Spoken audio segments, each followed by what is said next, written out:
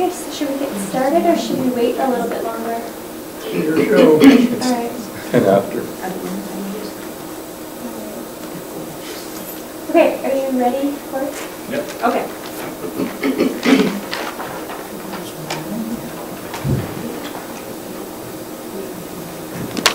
So thank you to everyone who came.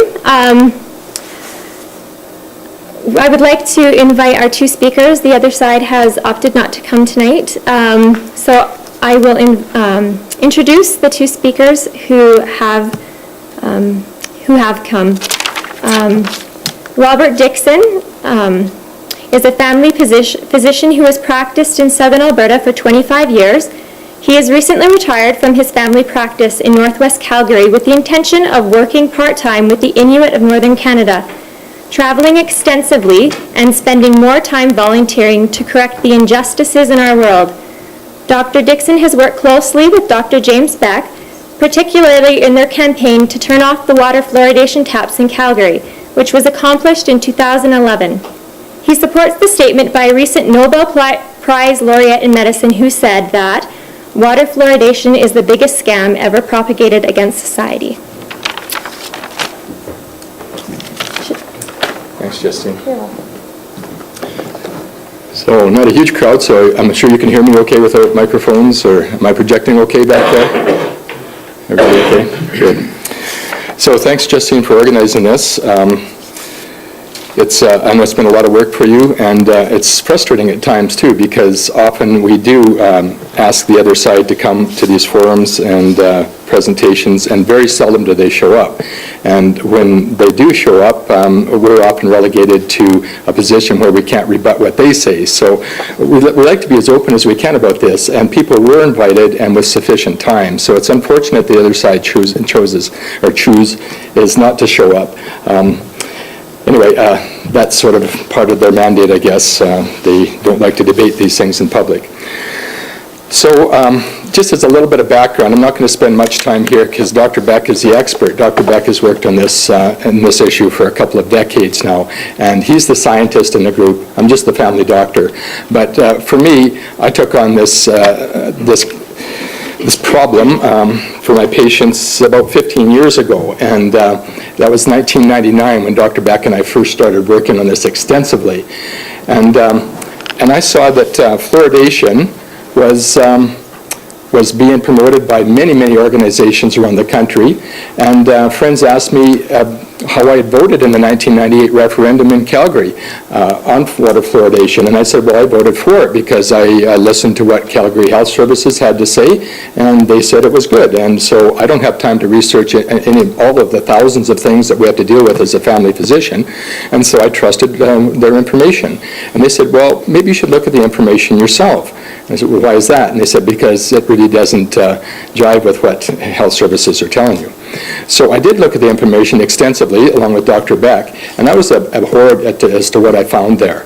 I was a proponent. I changed my mind in 1999 to being adverse to water fluoridation for many, many reasons, and they go right across the spectrum, and Dr. Beck will touch on a lot of those areas and reasons and the facts and figures behind it. If you really want to educate yourself, if you want to read a good book or two, well, I'll promote Dr. Beck's book because he doesn't. He's not very self-serving in that way.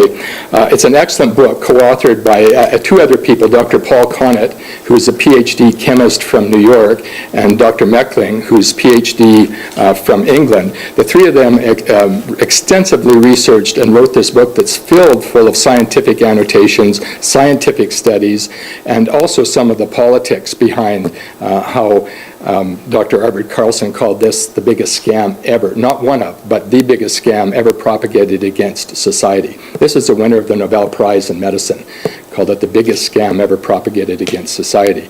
And I totally agree with that, and I think it's very sad as a medical professional that I have to stand up here and say that I've been part of a scam, really, that's been propagated against my patients and all the patients and clients in Canada, and in North America, and in a couple of other parts of the world too.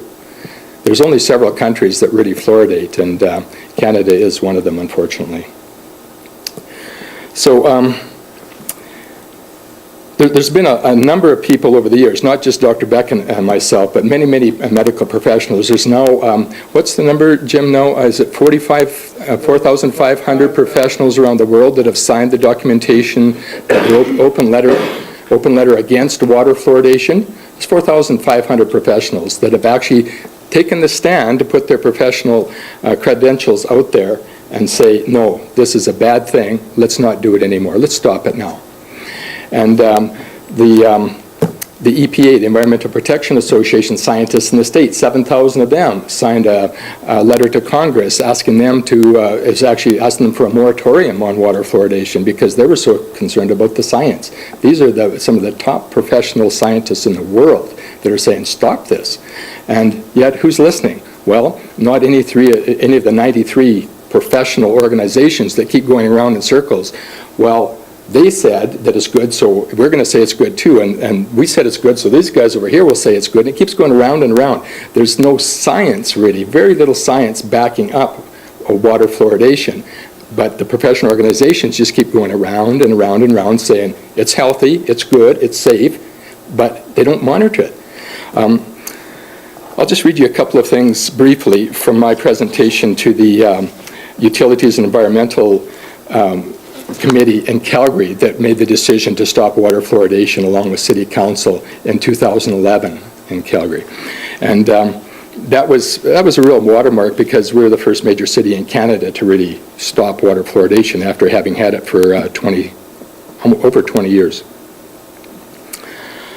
One of the things I said is you will likely hear a lot from proponents about the safety of fluoridation. I fail to understand how ingesting one of the most toxic substances on the planet without control of dose or dosage and without monitoring or follow-up could ever be considered safe. This defies the oath I have taken as a physician to do no harm to patients and to humankind. And just a couple of quick facts from that presentation. British Columbia and Europe are 95% and 98% not fluoridated. Their teeth are as good, or in some cases, better than ours. And we used to be 75% fluoridated in Alberta. Now, I think Jim and I were crunching the numbers. We're less than 40% since Calgary and Airdrie have now opted out, and a couple of other smaller centers have opted out of fluoridation. So we're less than 50% for sure. So, I think I'll leave it at that. You can certainly ask questions later. After Jim's presentation, we'll have an open session for questions and answers, and hopefully you'll have some questions after these presentations. So, Justine, if you'd like to introduce Dr. Beck. Thanks for coming out, folks. I feel too short for this podium. Thank you. Okay, Dr. James Beck has received his MD of Medicine from Washington University School of Medicine. He has a PhD in biophysics from the University of California, Berkeley. He was an assistant professor of physiology and lecturer in physics at the University of Minnesota, Minneapolis. He is and was an associate professor and professor emeritus at the University of California from 1969 to present. He is also the co-author with Dr. Pauls Connet and H.S. Micklem of the book The Case Against Fluoride 2010. Thank you.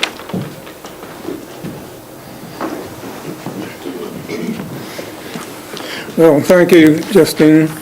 I should say that those latter professorships were at the University of Calgary, not the University of California. And I want to present to you some arguments on three questions that you see illustrated there.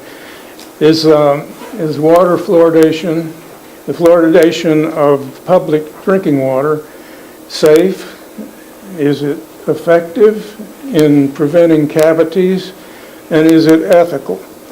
And I'll do that briefly. The scientific questions are the ones of effectiveness and the one of whether it's safe. The third question is something we can all make judgments of without any education or experience in science. And it is perhaps the most important question. Is it ethical? But let me show you a few things, and on the scientific arguments first, and that is the question of whether it's effective. In the way this got started back in the 1930s and 40s, primarily in the United States, was the promotion of fluoridation by industries who were facing lawsuits for the damage done to cattle, to crops, and to human beings around the facilities where they use fluoride. And the United States government, which used large quantities of fluoride in its production of fissionable material for atomic bombs. So that campaign began with, well, not began, but in the early phases there were a proposal for 4 trials for the efficacy, the effectiveness, and for the safety of fluoridated water. 2 of those trials were done in the United States. 1 was done in New Zealand, and 1 was done in Canada. The one that was done in New Zealand was subsequent, after its publication, was found to have been fraudulent, where some of the data was actually fabricated. The one done in Canada was done and used extensively in the early years to say that fluoridation was effective. But examination of that shows that in the choice of control groups and exposed groups and how the data was handled was really not reliable. Confounding variables, what statisticians refer to as confounding variables, which are factors which interfere with the relationship you're looking for. So something other than fluoride might be interfering. And there are well-established associations of other factors with the prevalence of cavities, for example. So that's something that really makes that Canadian study useless. The 2 studies in the United States were similarly badly planned and are really not very reliable as indicators of the effectiveness of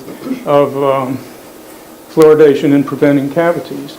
So one of these studies did show an interesting defect that occurred in the exposed group in the bones of children. But generally, they were not very useful. Now,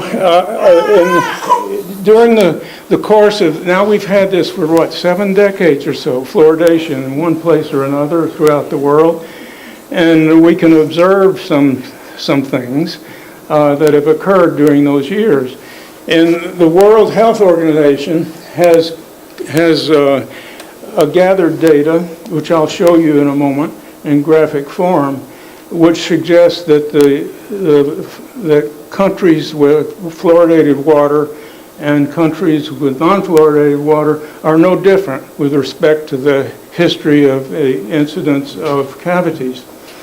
Then the question, there are very few studies that are good, really, and one of them is a Brunel and Carlos study of the relationship between fluoridation and the incidence of cavities. Now that study was of 39,000 children, and it was done to see what look at the cavities on the surfaces of the teeth, not just teeth, but surfaces of all the teeth in children's mouths in a certain age range. And they found that there was a lower effect on the teeth in the fluoridated group by 0.6 of a tooth surface. So about half a tooth surface better than the group that was not using fluoridated water. However, it is well known, and there are many papers on this, it is well known that fluoridation is associated with a slowing down of the eruption of the teeth. The eruption of the teeth is when they come through the gums and are exposed in the mouth to the causes of cavities. That developmental process is retarded when the children are using fluoridated water. So they're exposed for a lesser time. So they're going to have fewer cavities. So that factor was not accounted for. So that by the way, that difference of 0.6 of a tooth surface is not statistically significant for those of you who have more acquaintance with studies like this. So it really showed that there was no good effect.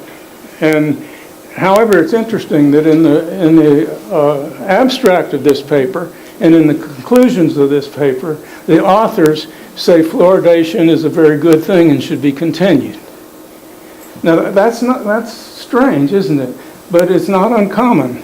And one of the reasons offered for that in North America anyway is that researchers can't get money to do research if they are thought to be opponents or neutral about fluoridation. So we have to be careful, by the way, when people quote to us from these papers, we want to look at the data. And we have to assume that the data is presented honestly, which didn't occur in New Zealand, but it usually is true that the data is there. If you can get your hands on the data, you can do your own analyses. Now, so the fundamental point about these tests looking for efficacy is that there is no randomized controlled trial in existence that has appeared in published or in peer-reviewed journals. So that kind of trial, a randomized controlled trial, is considered the only reliable way to test the efficacy of a treatment. And it hasn't been done anywhere by anyone that has shown up in the scientific literature. So when we're told that fluoridation is effective in producing cavities, that's a baseless claim. And there is evidence that it doesn't have any effect at all. Oh, it was mentioned earlier, I think somewhere about well, if you drink the water with fluoride in it, then it'll come back into your mouth by the saliva, and that will be good for your teeth.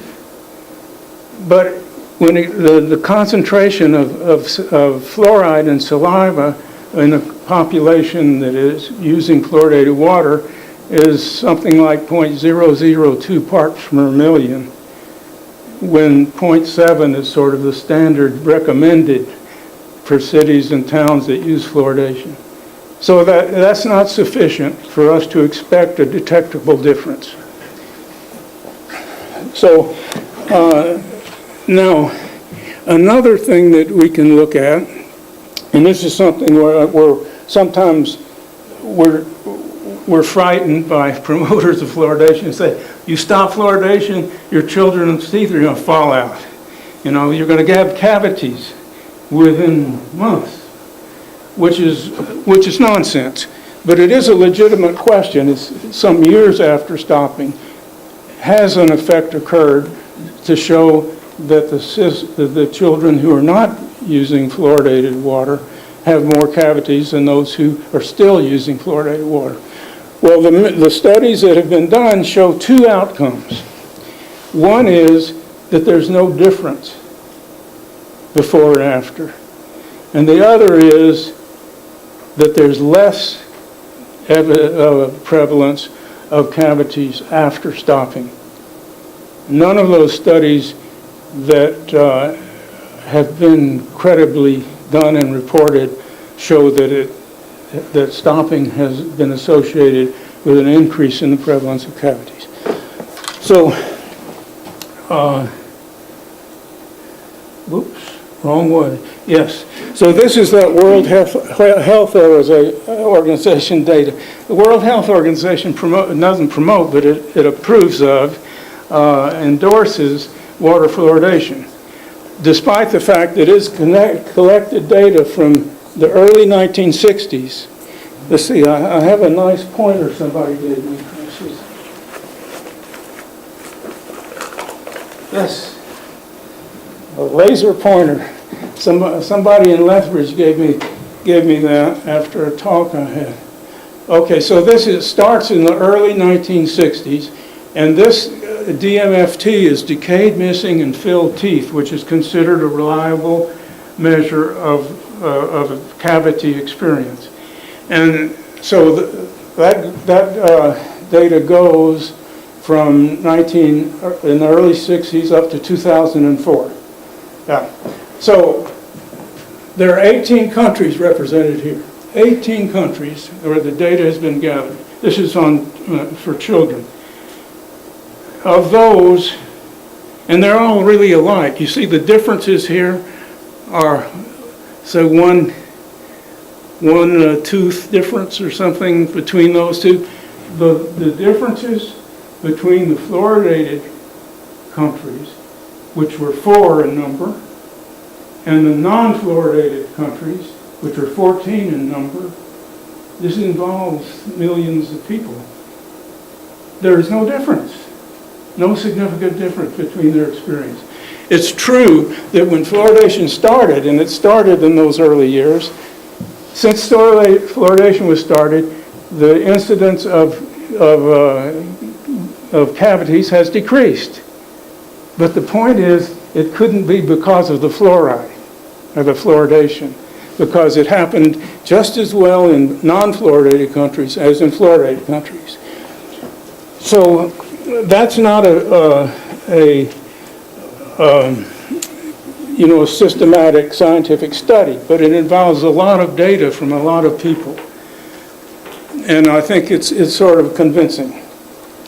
So I'll move on now to the question of whether it's safe or not. And this is a more difficult question. It's the studies that have done looking for particular harms done by fluoridation, if they exist, have had mixed results and so on.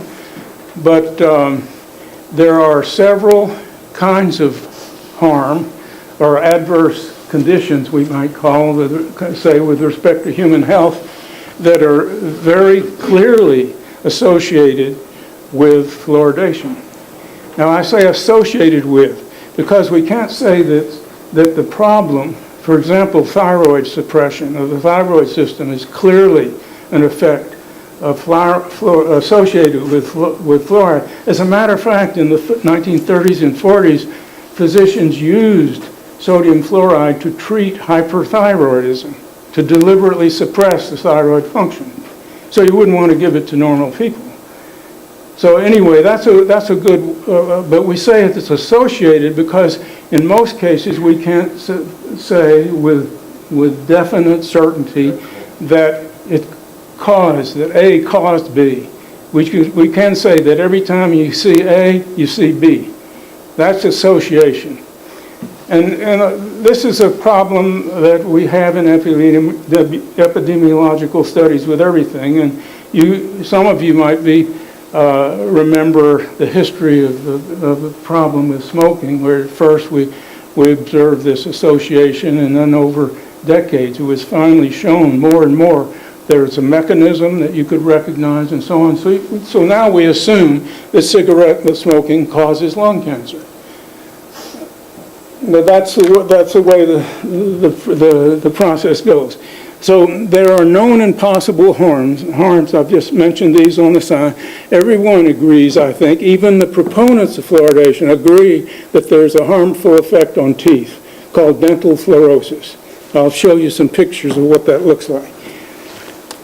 It's the question of whether it's harmful with respect to bones, whether it's associated with fractures, say, has been more difficult to determine.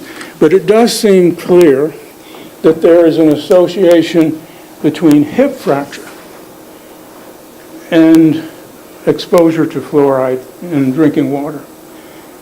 And I have a slide map, but it's not in this. If any of you want to challenge me on that, I can show you that, and we can argue about it. I mentioned the thyroid system. There's then the reproductive system. One of the earliest things observed about the reproductive system and fluoridation occurred in one of the trials that I mentioned, the four early trials. that didn't prove that fluoridation was safe or effective. And what that effect on the reproductive system occurred in girls who had early menarche, early starting of menstruation. So it did affect that, and in the case in men, it affects the quality and the count of sperm and semen. And in case of the brain, we might want to talk about that more in detail. You might want to ask me questions about that. But it has been associated with changes in behavior in young people in a negative way, and it's associated with IQ. So the exposure to fluoride through drinking water has been shown with pretty good reliability to be associated with a reduction in IQ. And I have quantitative data on that in another slide if any of you want to question me about that. And it's significant. I mean, we have a recent meta-analysis, which is a systematic way of analyzing a number of different papers on the same question, which showed a change in average IQ associated with higher exposure to fluoride of 7 IQ points. And that's a tremendous change in a population, which I can illustrate if any of you want to ask me about it. Then there are some findings, fewer, but some on the cardiovascular system, and there are on other body systems. Now, this slide combines something in a fairly simple way. I try not to show too many graphs and things because a lot of people aren't used to that and they sort of get shaky about it. But this slide shows you two things. One is represented by the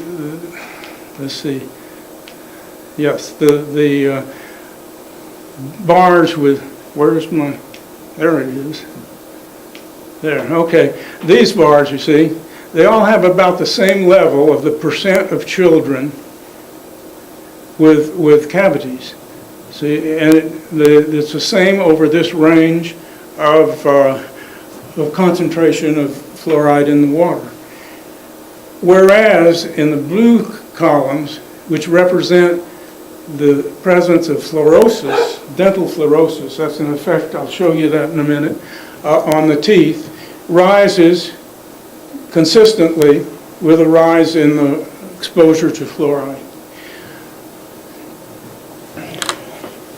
So what does dental fluorosis look like? Well, I want to warn you, you see, this is called mild fluorosis and moderate fluorosis and severe fluorosis. Those are really, should be looked at as technical terms, not street language. I don't think you would call that mild. If you were a 14-year-old girl who wouldn't go on dates or smile because of that change in her teeth, you wouldn't call that mild. But in the technical classification used by dentists in the 30s and 40s and 50s, it would be called mild fluorosis. And that's white modeling of the teeth is that a visible effect. And this is what it looks like with a more serious case. And this is what it looks like in a very serious case, where the teeth can get brittle, in fact.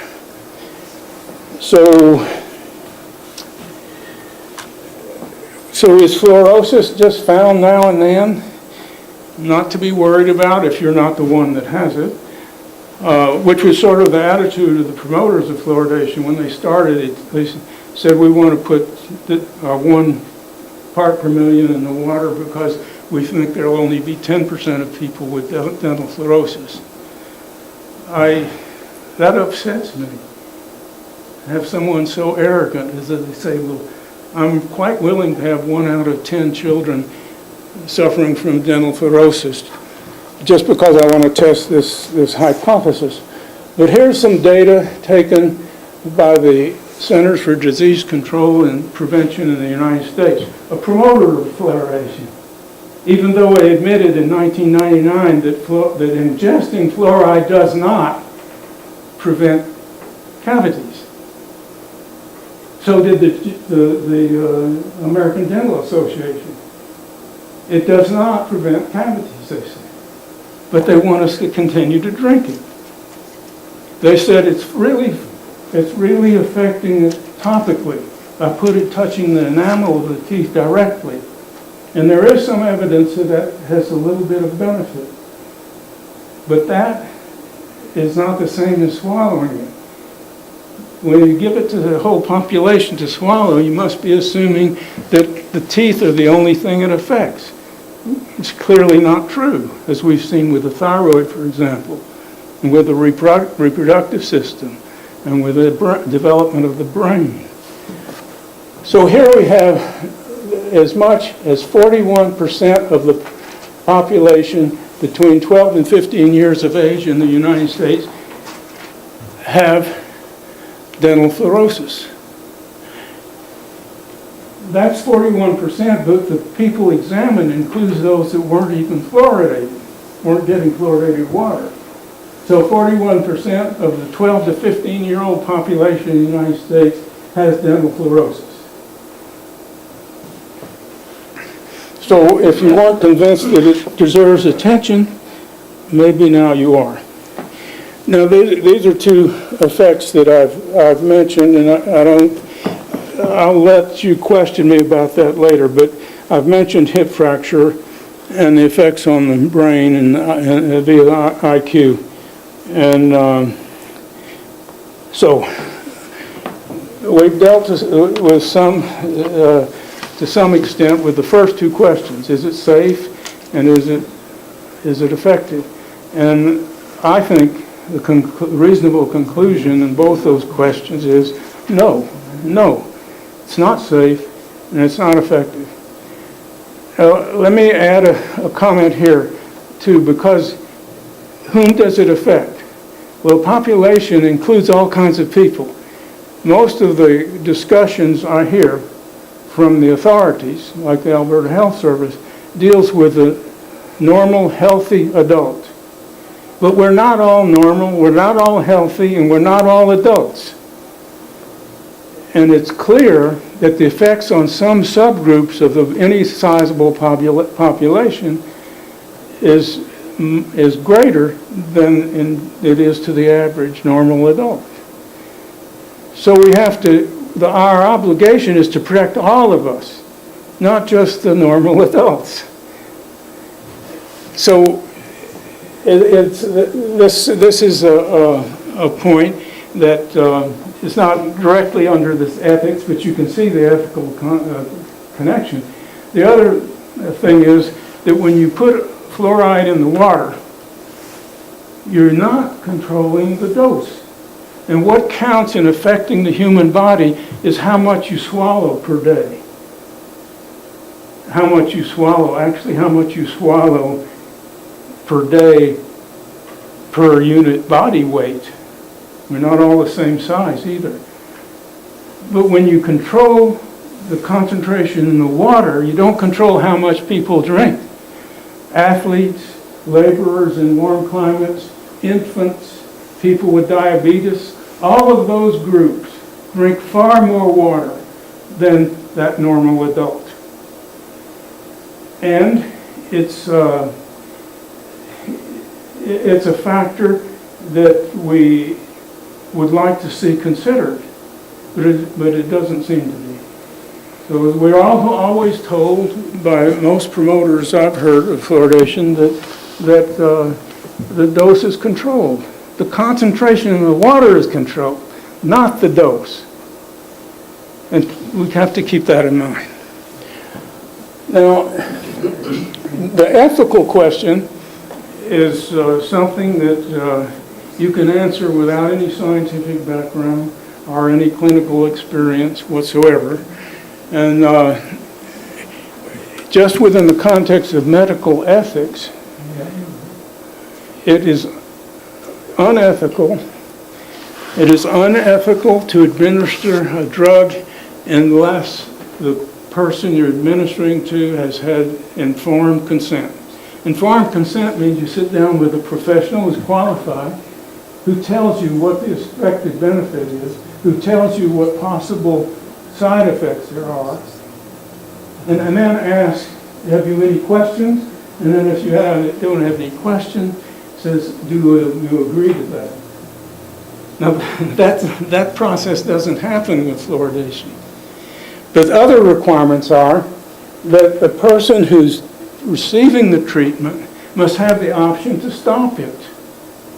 That seems to me to be basic, fundamental, that you can say, no, I don't want that, you can't make me have it.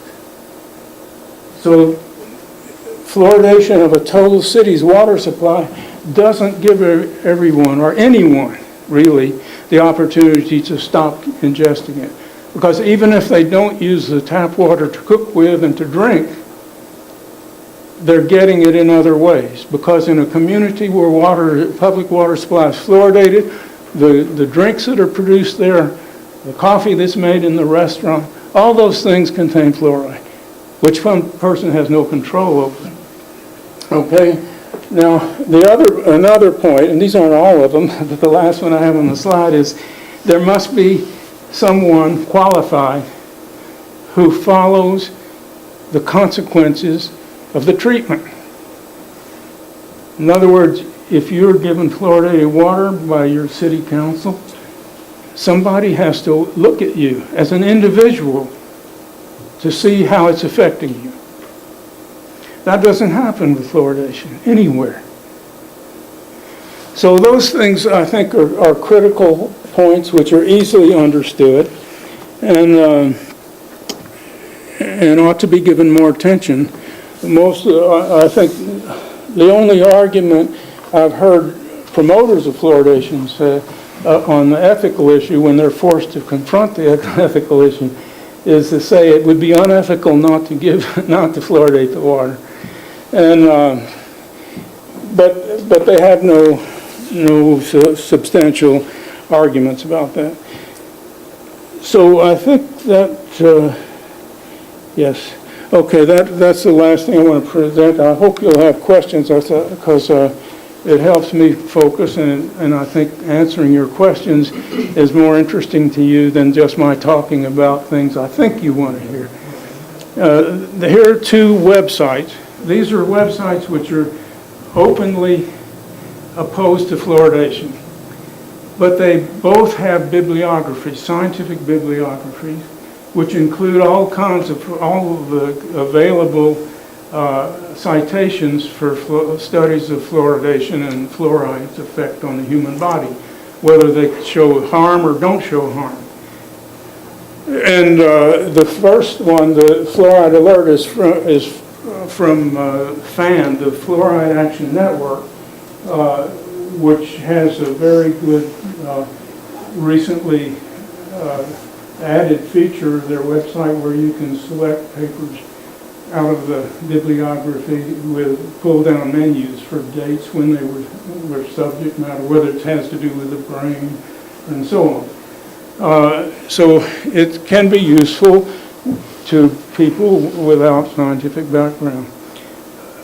By the way, I meant to start, I usually start out with disclaimers, because I'm a physician as well as a scientist, but I left clinical medicine to go into biophysics early on, and I didn't keep up with clinical medicine, and I'm not registered in Calgary to practice medicine, and I'm not giving you medical advice. The other thing is, I have no material or financial interest in fluoridation.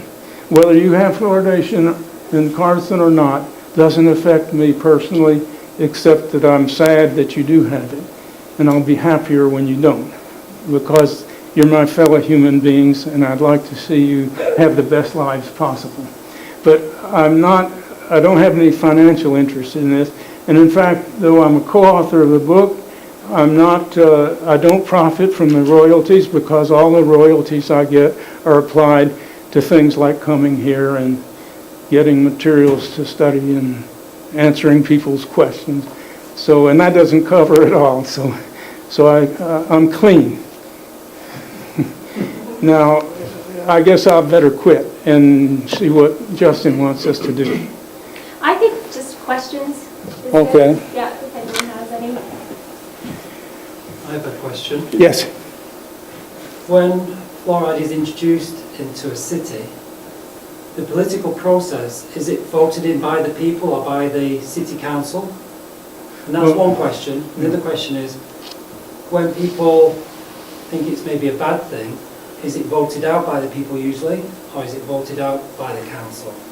Well, the answer to that actually is simple. In Alberta, Did everyone in the back hear the question? oh, Everybody okay. understands the question? Okay, thank you. Yeah, okay. In other words, who's giving it to us or taking it away from us? Well, in Alberta, and I think all, if maybe mostly, but I think all provinces in Canada are under laws which give the authority to apply or stop fluoridation to town and city councils. And the habit, of course, is that the town and city councils take advice from provincial health authorities, and the provinces are responsible for health matters in Canada. And so, as I see it, the law has forced on town and city councilors something they're not qualified to do and have no moral right to do. But they have to do it. And I think we have to be considerate of them and help them face that by telling them what we think. And I think the one way of doing that, of course, is with plebiscites. Now, I think plebiscites are absurd. When you have a disease or want to prevent a disease, you don't gather your neighbors together and have them vote on what medicine you should take. That's ridiculous. But that's the sort of thing a plebiscite does. And you're going to have a plebiscite here. May I make some recommendations? I think, well, you can have three positions. You know, you might say, yes, fluoridation is good and acceptable. Or you can say, fluoridation is bad and unacceptable. Or you can say, I don't know. Now, if you know it's good and acceptable, you still have to answer the ethical question, don't you? Because maybe your neighbor or your wife doesn't agree that it's safe, that it's good and should be done. So you have to ask yourself, not only is fluoridation safe and effective, but is it fair to force it on people? Now, if you're against fluoridation, that's easy. You just vote against it. But if you're not sure about fluoridation and you're against the idea that a bunch of voters then get together and by 51% majority force you to take this, then you vote against it too. And but you know, your council here is asking you how you feel about that, and so you tell them and you see what they do. But anyway, that's enough. Just might add to that too that our taxpayer dollars are often used to promote fluoridation.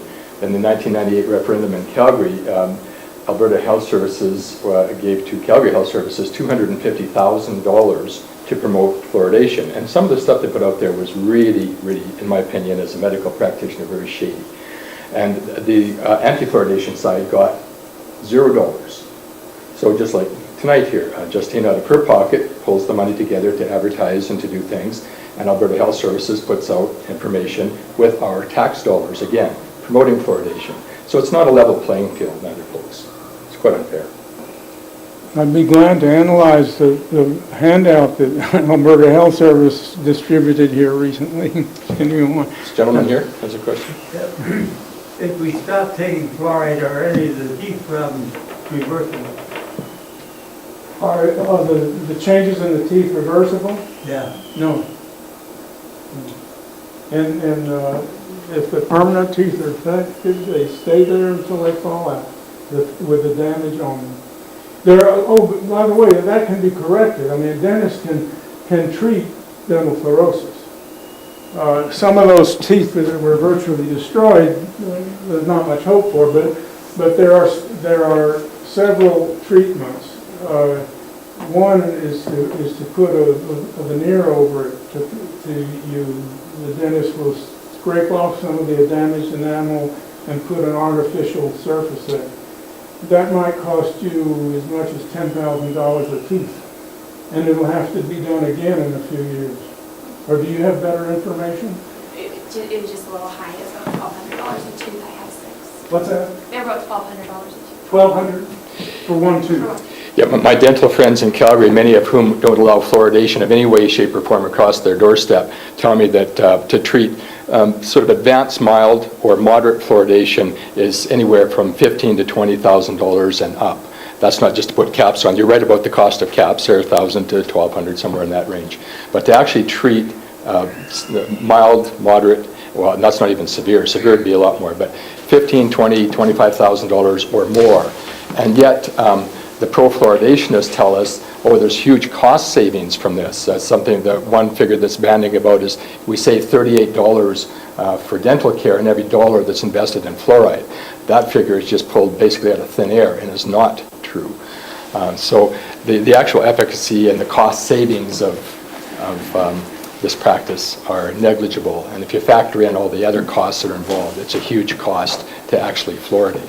I accept your correction, but I didn't make up that $10,000. I was told that by dentists, so.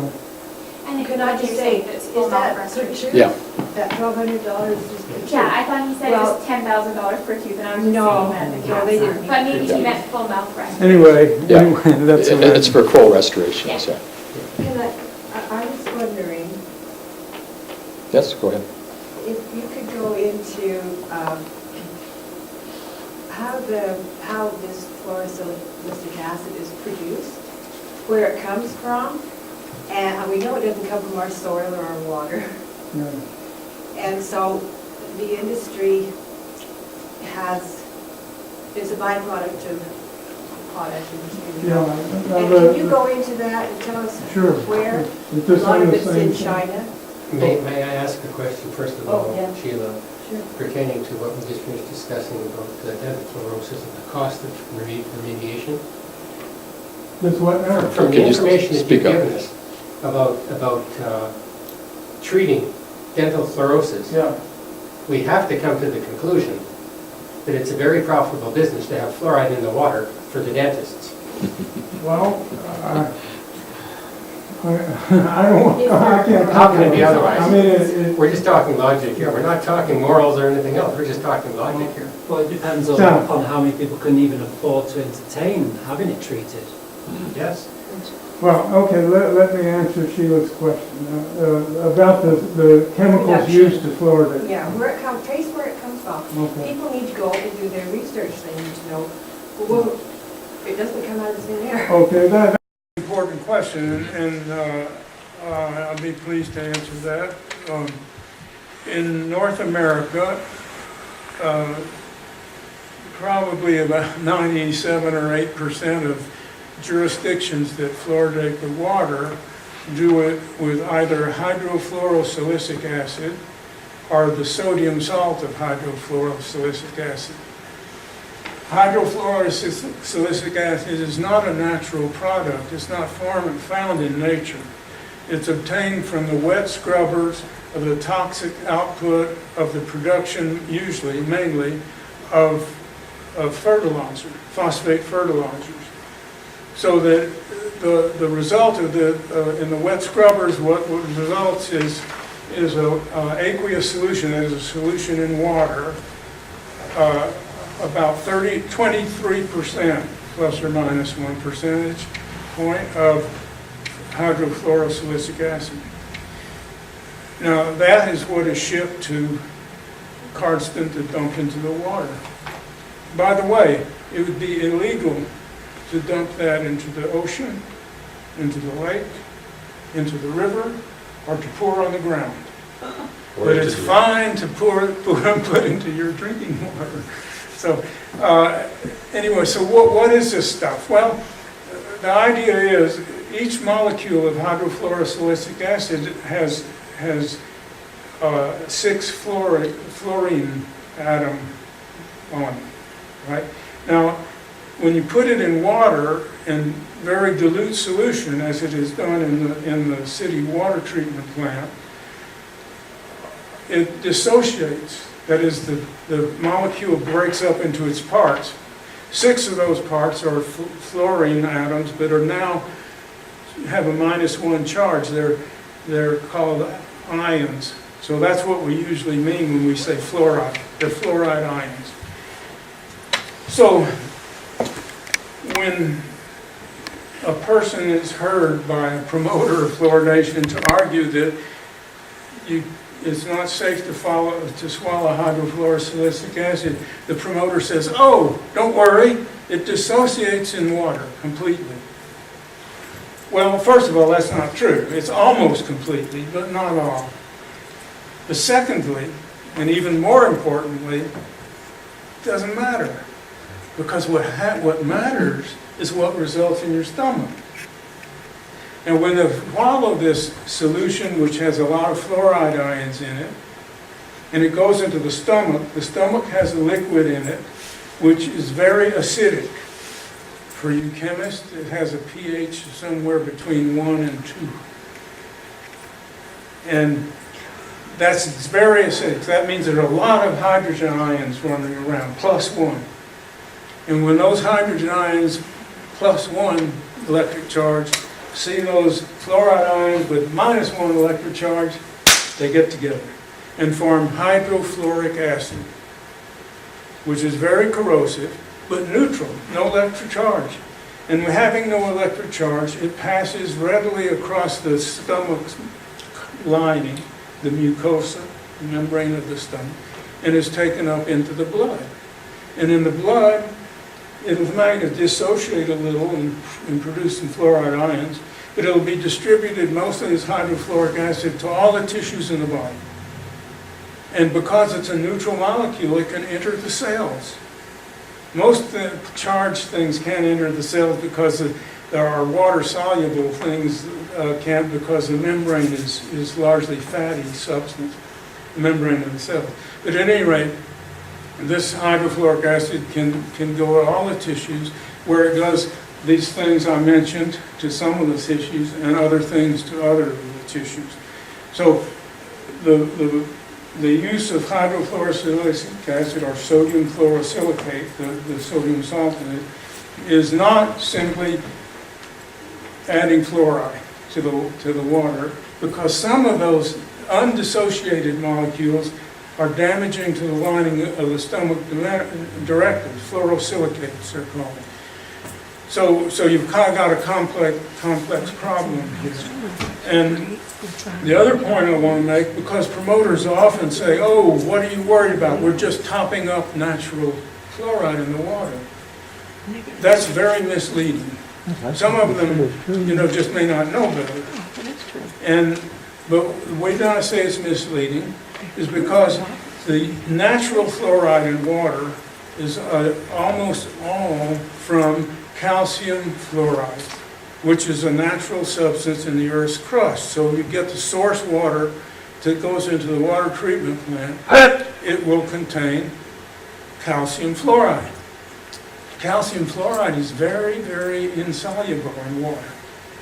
So only a little of that breaks up into fluoride and calcium ions, and it's excreted through the feces. So it doesn't enter your body and affect your thyroid system or your developing brain or your bones. So it's very different from adding hydrofluorosilicic acid to the water, and we should remember that. By the way, this association with calcium also is important because calcium binds readily with fluoride ion. There would be a calcium which has a charged ion, which has a charge of 2 plus, gathering together with 2 fluoride ions, each one having 1 minus, and that prevents that calcium from participating in the metabolism and functions of the body. And calcium is very important to the normal functions of the body. So those are some of the factors. That's why it's an important question you asked. And that calcium fluoride, they don't use that in our municipal. What's that? They don't use the calcium fluoride in our municipal water supplies. No, they don't add No, that. they use the toxic. It's already in there. In Calgary, for instance, the northern yeah, half of sometimes Calgary it has is. 0.2 parts per million in the Bow River system, and the Elbow system that feeds the southern part of Calgary, there's 0.3 parts per million. So they're topping up that 0.2 and 0.3 to 0.7 with, not with calcium fluoride, Yeah. not with pharmaceutical grade sodium fluoride that most of you probably brush your teeth with, but with hydrofluorosilicic acid. So it's a very different chemical that they're topping it up with. We have a question here. Well, just a comment. I think the other thing to mention too is that hydrofluorosilicic acid is not pure. You've got lead and arsenic and all the other contaminants in it. And nobody is looking into what's going into your water. Okay, let me make sure everybody heard that. I should have mentioned that as a tail end of my answer to Sheila's question. Yes, because this product, it used to be called a waste product of phosphate fertilizer production, but now that they can sell it, it's called a byproduct. So this byproduct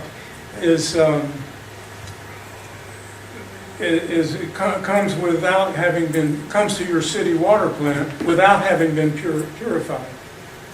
So what else is in there if it's not purified? Well, some of the contaminants are lead, arsenic, uranium, mercury, chromium. Now, all of those, almost always, after it goes through the water treatment plant, are at concentrations permitted by law. They're very small concentrations. However, the reason they're there is because it's virtually impossible to get rid of them and still afford to produce potable water. So we accept the inevitable disaster that we have to drink arsenic and lead and mercury. But when you add it to the water, along with the hydrofluorosilicic acid, you're doing something that just blows my mind.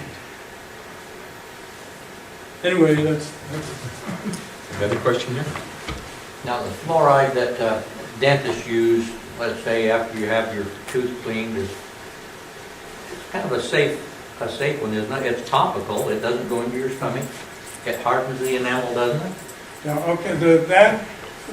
The treatment is done. I'm not a dentist, and if I go wrong here, tell me. The treatment is done under, so hopefully, very careful conditions, so that the teeth are exposed and the gums are protected against what you put in the mouth.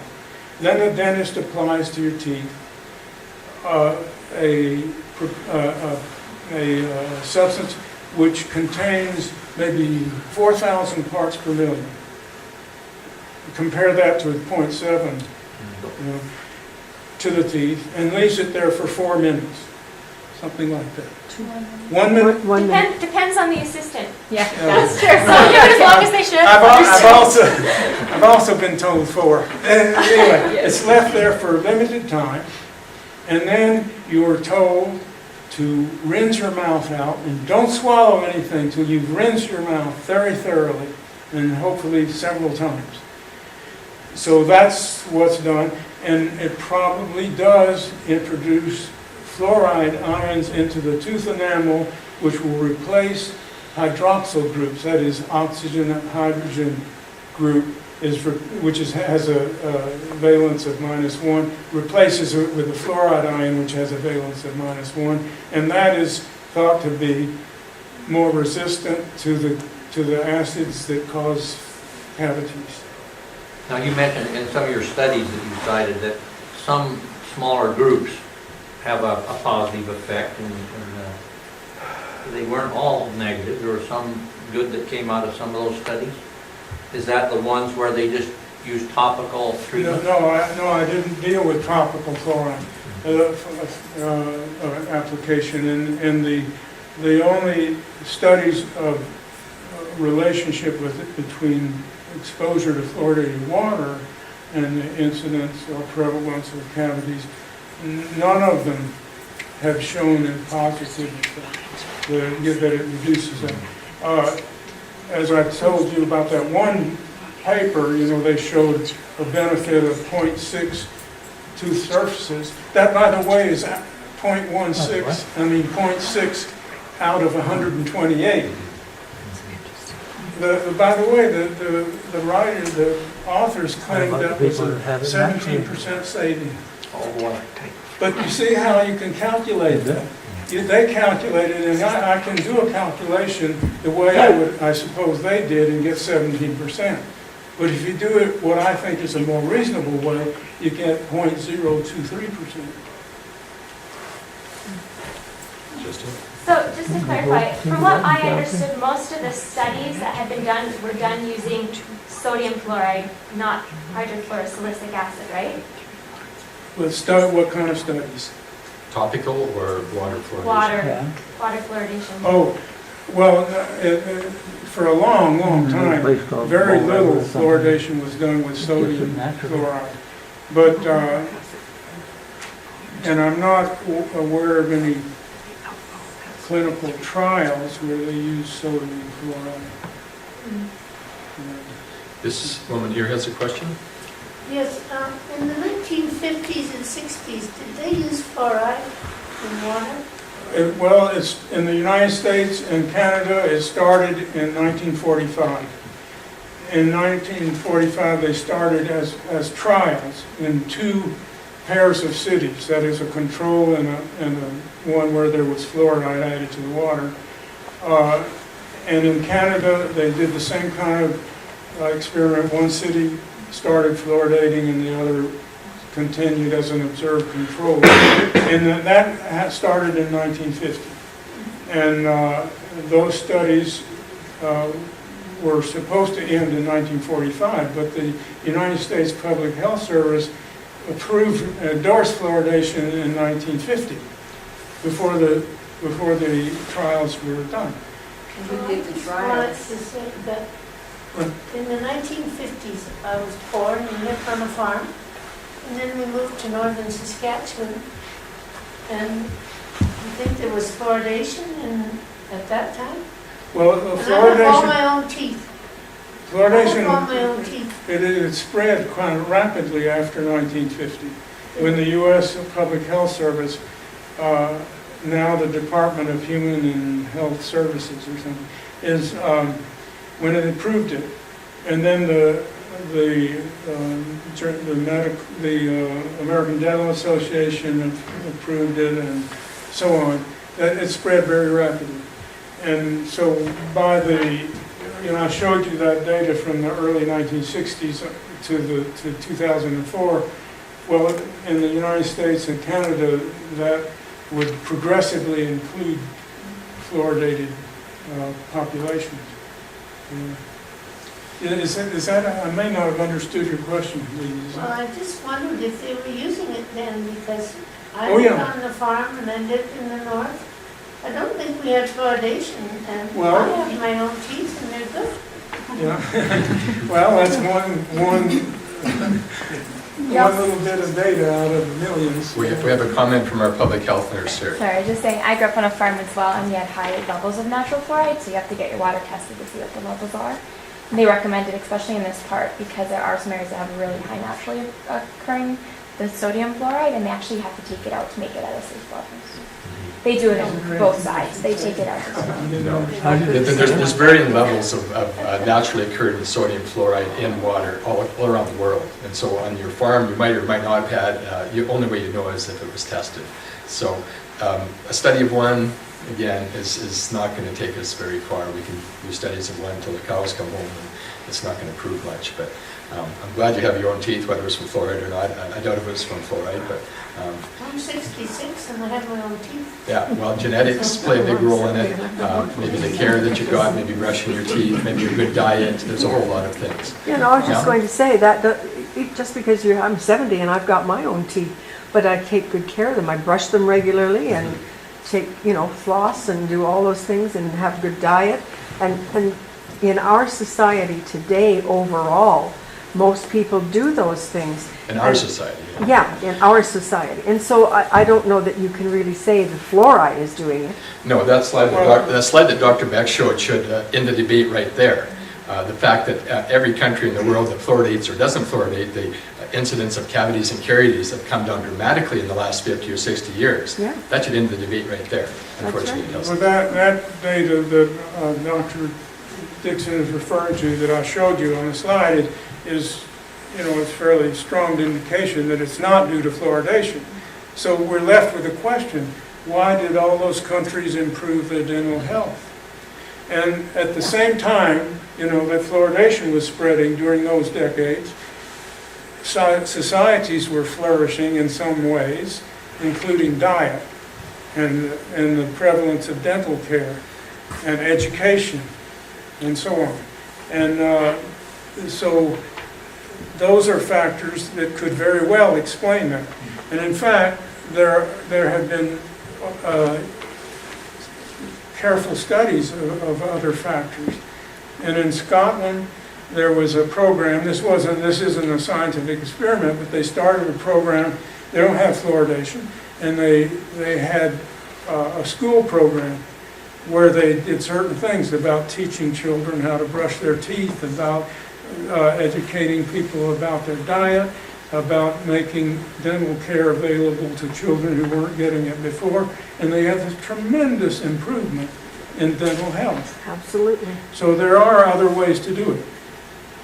And not only dental health. So common sense answers that question for you. What has brought that level down of cavities and caries? It's better dental care, it's better personal health oral care, it's better diet, it's more calcium in your diet. It's all those factors together that have done it. It has nothing to do. A surgeon in Calgary, I debated him on provincial TV just before we turned off the fluoridation taps in Calgary, and he essentially proved the point to me. He said, well, Bob, we have an epidemic of pediatric dental decay here. And I go, you're right. And has 20 years of fluoridation in Calgary changed that? Well, no, I guess not, but we might as well keep doing it anyway. Now that argument applies worldwide because, well, especially in the United States, there are these loudly shouted complaints that we're having an epidemic of dental caries, of cavities here, and they're perhaps the most fluoridated population in the world. 70%. Some of that is because You have a mothers question? let their babies suck on bottles of juice and go to sleep with that in their mouth. Sure. Now, I think this gentleman had a question first, and then... This fellow had his hand up before, so go ahead. I'm interested in Cardston.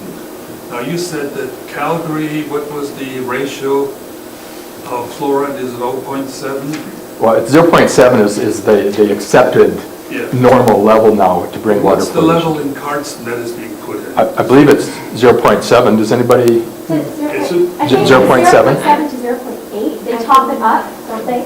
I was under the impression that it's less than half of that. Well, I know So that. you don't really know. No, they, You don't have It's at least 0.7. you know what? Are you sure? Yes, because in the last council meeting, you know, where they had that kind of emergency meeting, and they discussed work-rate fluoridation, Jeff came out and said it was naturally about 0.2 to 0.3, and then they topped it up. So the same as Calgary. So just go back and watch that, and then you'll know for sure. And our public health nurse agrees with that? Yeah, it's Thank you. At that level, does it have any health effect? Dr. Beck just outlined dozens of them. Well, with the fluoride, yes, well, I told you about association with some bad conditions. At that level, 0.7. Well, that depends on the dose. 0.7 is a concentration in the drinking water. That's not the dose. But at that concentration in drinking water, it is easily possible for many people, especially infants, and especially athletes and diabetics, And the elderly. to get a harmful dose, a potentially harmful dose of fluoride. So, you know, the concentration in the water is important, but it's just one factor. So if Most of the studies that you were citing, what was the level of concentration that they used? Is 0.7 the general accepted level that people use in countries that fluoride? That's what's most widely used in North America. And but, well, the studies that I based my argument on for some of the harms, like the change in IQ, were done mostly in 4 other countries, not in Canada and not in the United States. There's very, very little research on fluoridation or fluoride and even iron done in Canada or the United States. And so it was necessary to go to other studies done in other places. Now, some of those places, like the most of the studies done on the relationship to IQ and exposure to fluoride were done in China. Not all of them, but most of them.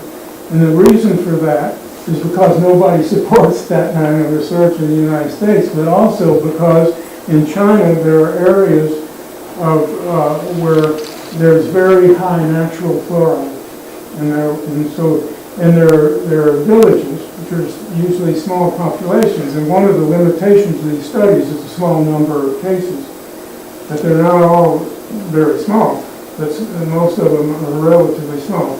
So you have one village here with high concentration of fluoride in their drinking water, and one village here where there's a low concentration of fluoride in drinking water. So let's say we want to compare those and see what fluoride is doing.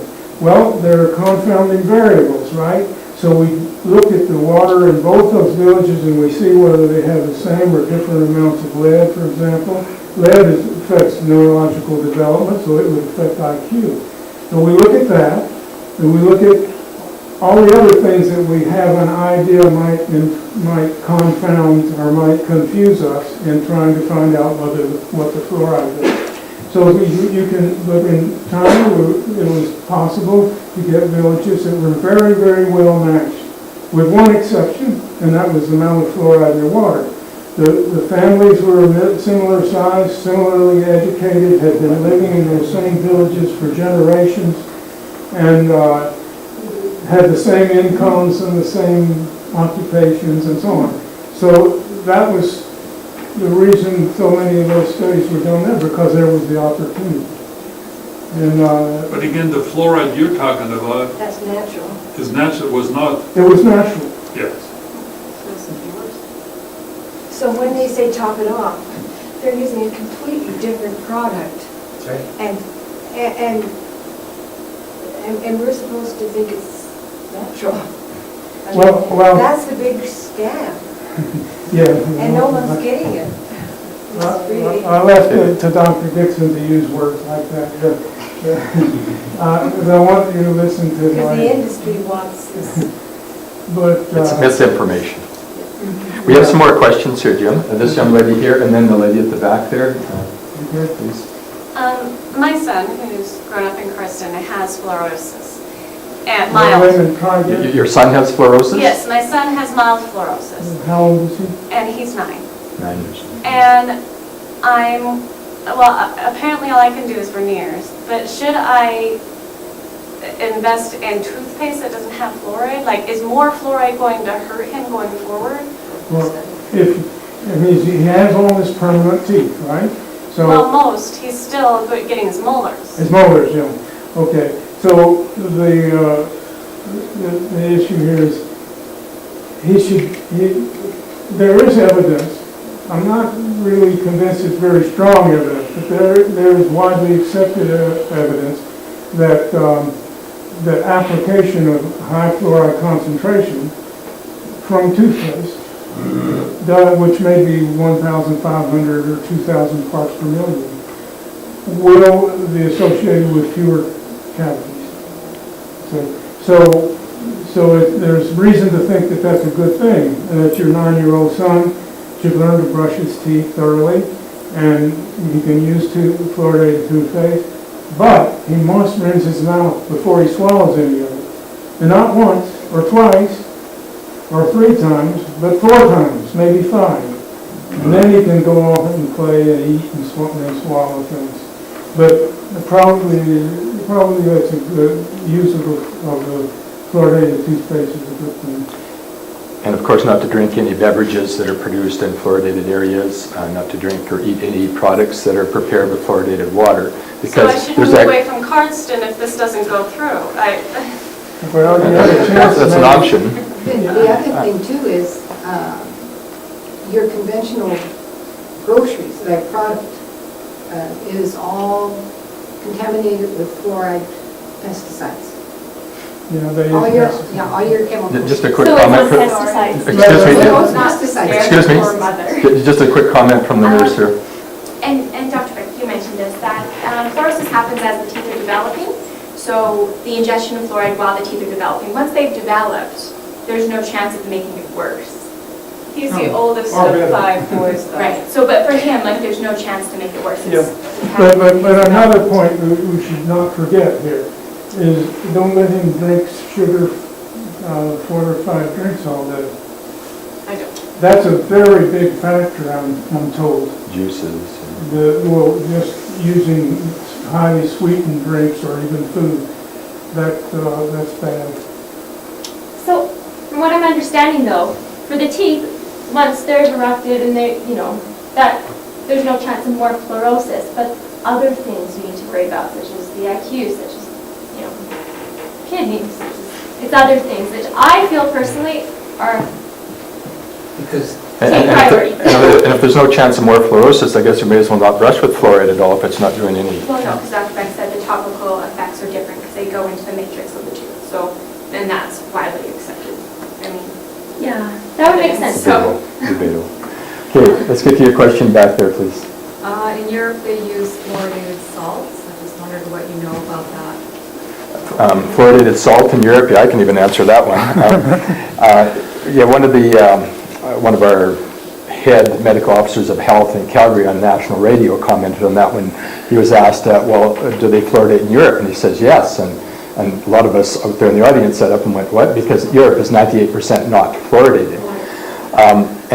So he said, yes, they fluoridate there. And they said, well, I thought they weren't fluoridated. And he says, well, they use fluoridated salt. Well, yes, there's fluoridated salt available in Europe. Not very many people use a lot of salt anymore. And people that go out and buy salt, very few of them buy fluoridated. They go out looking for fluoridated salt. But you do have that option. It's a choice. It's a personal choice that you can make. But if you're going to say that Europe is fluoridated because they have fluoridated salt, I mean, I don't know. I guess it maybe half of 1% might be using some fluoridated salt. The last I looked, which wasn't very long ago, there were 4 countries that allowed fluoridated salt in Europe. And the sale of salt was about 10% of it fluoridated, 90% not. what kind are they using in their salt? I don't know, probably sodium. It's usually sodium fluoride that's used to fluoridate, so it's again a better grade of fluoride that's being used as well, but very little of it's being used. But here we have another question answered, and that is that we have the ethical choice. Yeah, that's what I commented on. It's the ethics of choice there. So you have that free choice to use fluoride if you want, whereas if it's in your water here, you have to do a whole lot of things to get that out of your showers, because you absorb it through your skin, out of your entire house. So it costs, I don't know, maybe $1,000, $2,000 to put a reverse osmosis system in your house to get it out of your entire house. It's more than that. I checked Well, into it. now it's probably way more than that. Yeah. So it's very expensive to get fluoride out of your system, and a lot of poor folk certainly can't do that. It can't be good for plants either. Look how much we use, most of our water is used outside. I mean, a lot of it. Can't comment on that part, but I know it's bad for people. Well, most towns and cities, fluoride spend huge amounts of money. Like Calgary, they spent $750,000 a year just on the operation, to say nothing of the millions to maintain and keep the equipment. So that's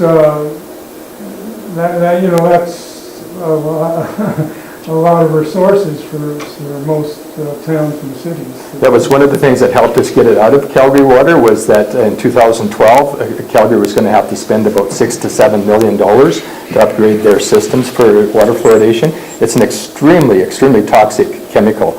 And so people have to wear hazmat suits, double, triple hazmat suits and whatever. The water worker people hate it.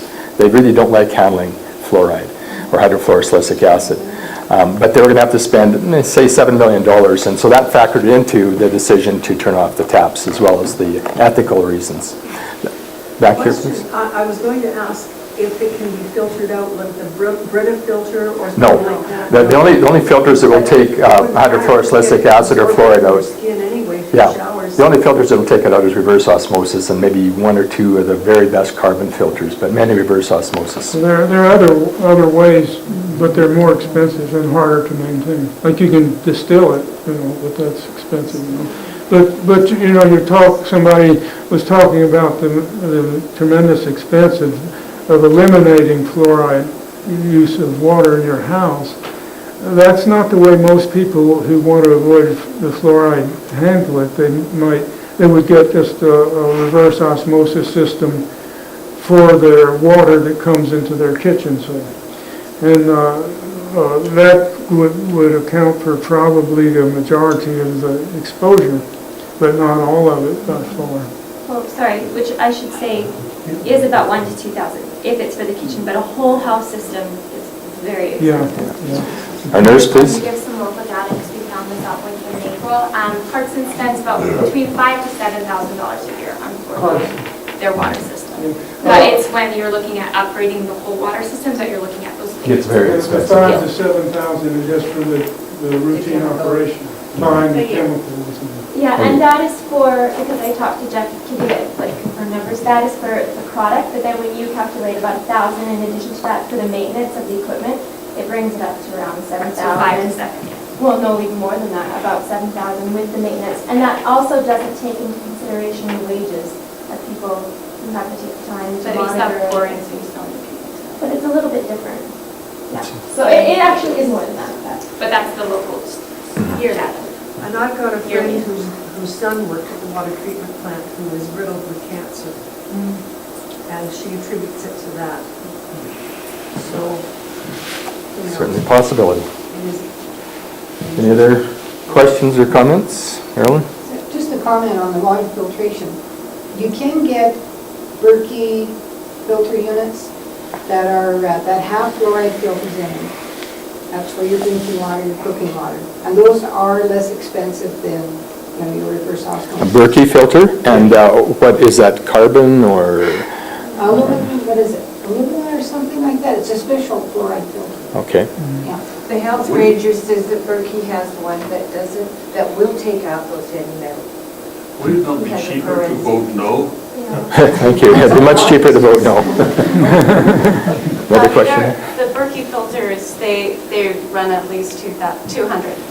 Yeah. About 250. That's for a small one. But they don't take it all out, from what I understand. And there's a lot of controversy on whether the alumina actually works. So. Again, easier, cheaper to vote no. And the thing is, there's lots of options if people want fluoride. They go to the dentist, get their topical treatments. It's in the tube, the drinks. Virtually every toothpaste you buy has fluoride. It's hard to find non-fluoridated toothpaste these days. But for the people who don't want it, what choices do they Yeah, have? very, very fewer choices. Our nurse again. Sorry, I have one more question. You said 4,500 professionals were signed against water fluoridation. Is that in Alberta? No, that's worldwide. That's the worldwide letter. And yet 93 professional organizations support it. Do you know how many professionals are in those 93 organizations? Oh, they have not personally put none of those members. I'm a member of the Canadian Medical Association, the Alberta Medical Association. I could name a few other organizations that all promote fluoride. I've never once been asked by any of those organizations if I agree with their stance on it. The number of professionals include dentists, physicians, scientists, lawyers, that have signed this petition that FAN provided, the Fluoride Action Network, is now 5,000, maybe a little more. And you can find that at that one of those websites. The other point, yes, the organizations. All the promoters I've heard have used that argument, saying that originally it was 93, that number has shrunk and it's shrinking.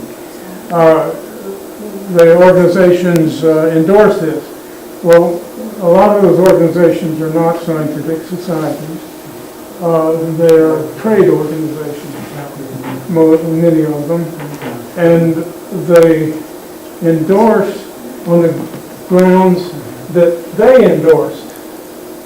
Often, you can examine that possibility by questioning the officers. And so that's, endorsement is not science, and it's not proof of anything. So, you can quote that all you want, but it's meaningless. I'm afraid, though, that people are influenced by it. Well, and my question is, because this was my first lecture, as it is of yours that I've attended, is what, like, I understand all your points, but why do you think that 90, however many now, organizations are supporting it? Like, what's your conspiracy theory? Why do you think they are getting is what? Well, because some of them have gotten out of it because I explained to them why they were wrong to endorse it. But what do you think they're getting out of doing it? Like, do you think they're out there to try to harm people in these ways? Or what do you think they're, like, I heard your dental, well, obviously it's giving dentists a lot of money to have dental fluorosis. Like, I heard that argument, but, like, what else do you think that they're getting out of it by putting it in the water? Well, whether it's organizations or individuals, you can come up with possible reasons. I can't get into their minds and find out, but I can tell you, as a physician, no one likes to be shown to be wrong, but especially physicians, and perhaps dentists. But it's more than just embarrassing to reverse something you've been promoting for decades. But that embarrassment, and also the fact that, say, an Alberta Health Services medical officer of health decides that fluoridation is harmful and not beneficial, and says so publicly, she or he might well, I should say probably, lose her or his job. So personally, and I'm standing outside this process, you see, so you don't have to weigh my feelings very highly about this, but personally, I don't think that his or her employment or his and her pride weighs much against the health of millions of people. But if this is causing all of these teeth, bone, thyroid, reproductive, brain, cardiovascular, body system damage that the Alberta Health Services and taxpayers have to pay for it in the hospital system, what I'm asking is, what do you think they're getting out of it if they don't truly believe in the benefit? Because it's just costing everybody, in your opinion, a lot more money to treat these problems. Well, you have to ask them. Though it's hard for me to believe, probably a lot of them actually don't believe the papers that I cite. And you yourself said that you can't say with definite certainty that any of this is caused by fluoride. What's that now? You said that you can't say with definite certainty that any of this is caused by fluoride. If that's what you said. So, well, I can't. That's a logical statement. I'm more a physicist, mathematician than a biologist, and so I can't say that you were run over a car because you jumped in front of it. I can say your jumping in front of it was clearly associated with you getting hit by it. So, but in science, we know that our knowledge is developing and never complete. So it would be irresponsible for one scientist to say to another that I just proved that fluoride causes hip fractures. But it is acceptable to say I have this evidence that there's an association between exposure to fluoride by ingestion and higher incidence of hip fractures. And here is my reasons for saying so. And I pointed very incompletely to the story of tobacco. But I was in medical school well, almost, not quite, when it was first recognized that there seemed to be an association between smoking and lung cancer. And I was able to watch over the subsequent decades how the knowledge developed. After that was done, the more epidemiological studies were done. That's where you take a group of people exposed and compare them to a group of people not exposed and so on. You probably know that.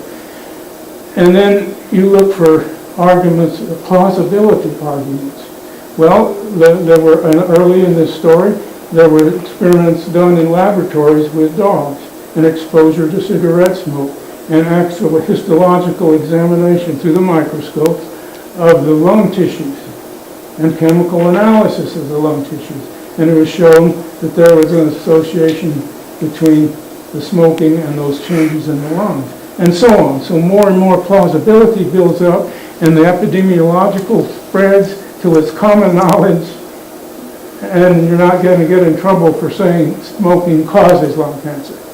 Whereas back in 1950, you wouldn't want to do that.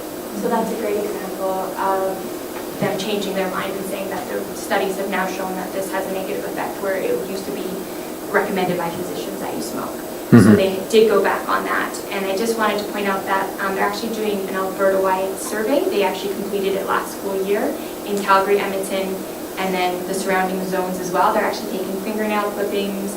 They're looking at dental fluorosis, the severity of it in all different communities. They wanted to do a direct comparison of Calgary versus Edmonton to see if taking it out, what effect it had, as Calgary doesn't have it, and Edmonton always did. Is that the one that Dr. McLaren used? Yes, and then Alberta Health Services is doing, because that's the Calgary Edmonton, and they wanted to get a province-wide view, and so they did the like the other zones, like South Zone was included, Cardston part of it. So it will be interesting to see where that goes and what research comes out of it, what is documented, and like it's an ever-changing living document. We don't know everything all the time, and so if these studies do show that, then by all means, but that, take it out.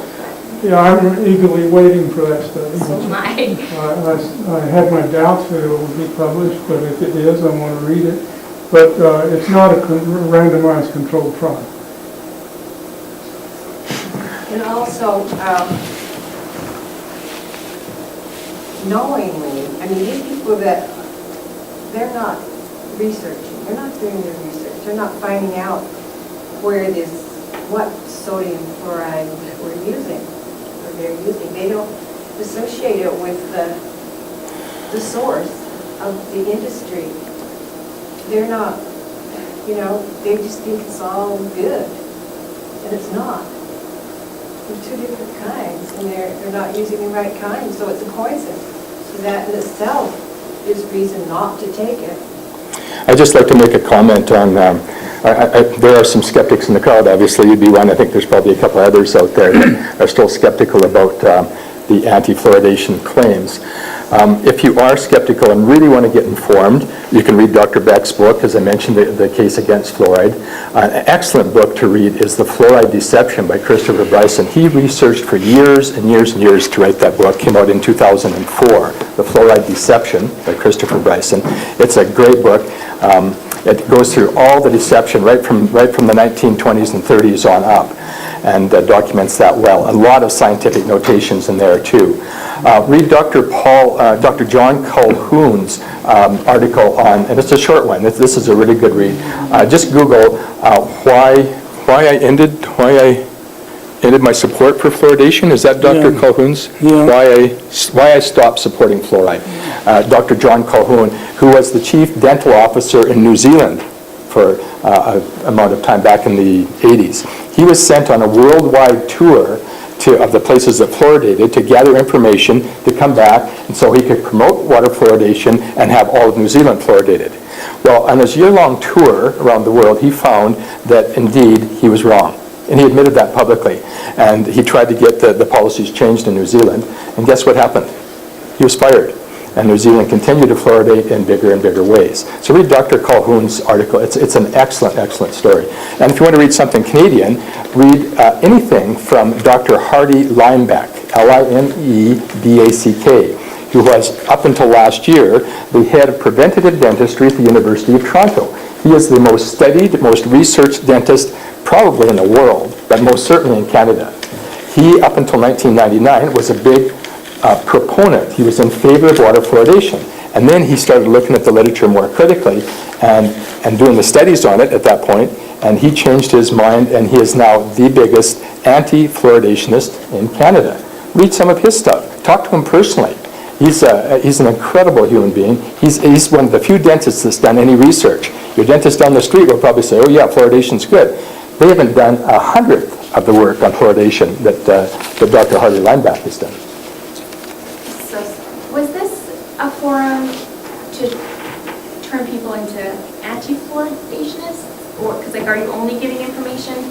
Again, all the people you cited are all anti-fluoride. And again, came here under the assumption that there was going to be both sides.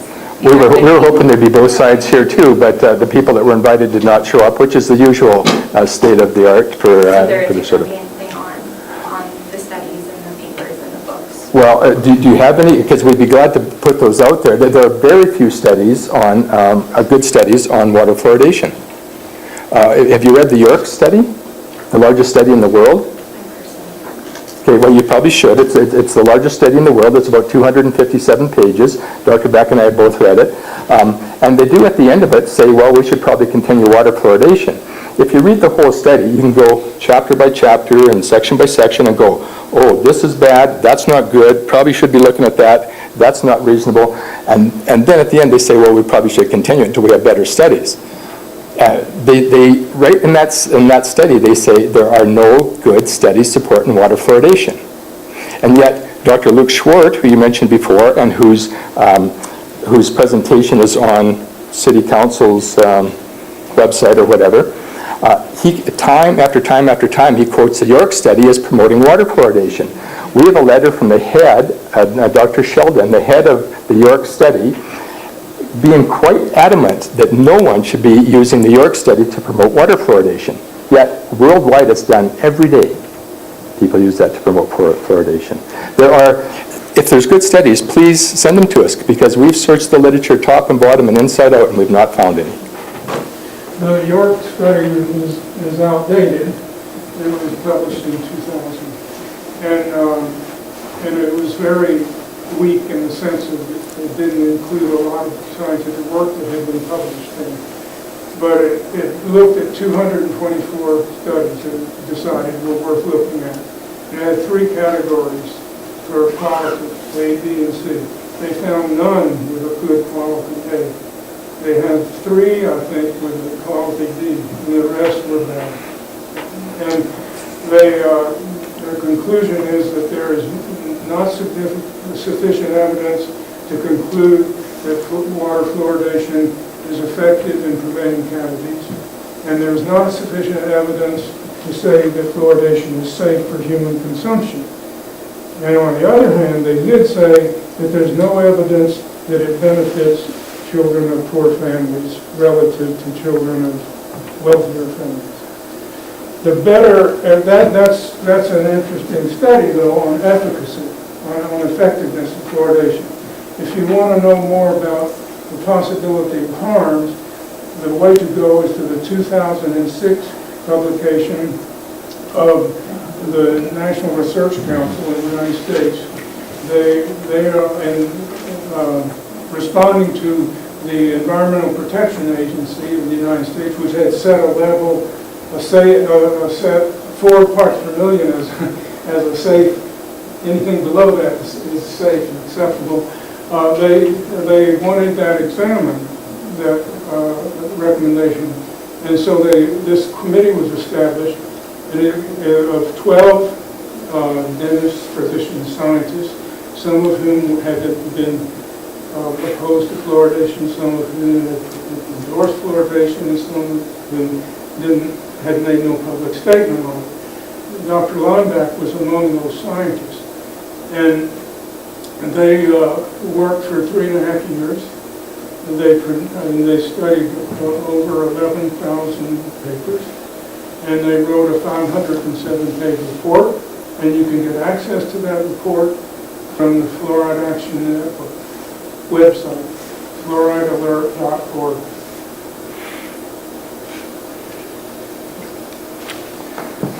I think it should be noted that this is not a town-sponsored event, and that it was up to any random citizen could do this. Justine was passionate about it, and she was passionate because she doesn't feel that it's right. But instead of having it just invited the people that she knew agreed that with her, she did invite everyone that she could, and I think she should be commended for that. Thank you.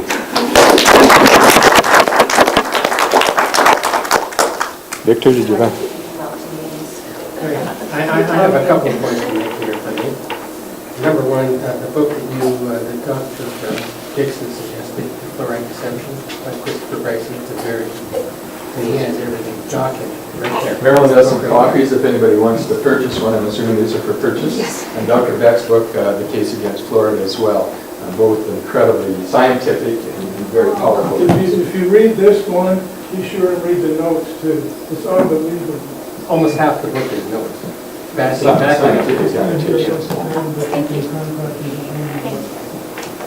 And number two, obviously you're pro-fluoride, I would say. Is this direct? Yes, right, am I Sure. right? Okay, so No, I don't want to here. make an assumption. Yeah, but- you don't have to, but Okay. I'm just here to listen. Okay.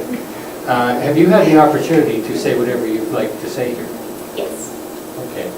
So that's the way we, for most part, for those of us that are here representing the anti-fluoride movement, that is the way we operate. We invite other people, the fluoride people, to come and present their arguments. And we're glad to do that. Dr. Paul Conant, who co-authored the book with Dr. Beck, has challenged many professionals in the world to present their case for fluoride. And they almost to a man refuse him. They refuse to meet with him. Why is that? He's willing to go at his own expense and argue against fluoride and give all the information. What are the opponents afraid of? Or are they so arrogant as to think that they know too much so that it's not worth their bother to address our concerns? I can't answer that for you. Yeah, I understand that, but it's something to think of, right? Definitely.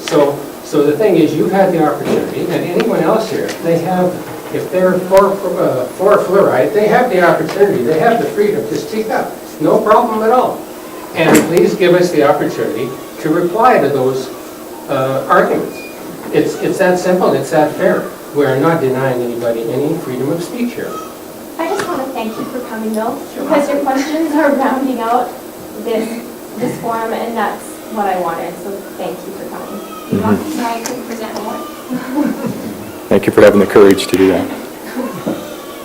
Another question? I don't know if this is part of this forum, but do you have any advice for us politically, what we can do to now help our town council to say no? Well, yeah, politically it's a whole different beast. But the way we actually won in Calgary is to use the ethical side of things, because town councilors are just normal people like us, and they can't be expected to know the science and read through volumes and realms of scientific material, and some of it not very good, and sort all that out.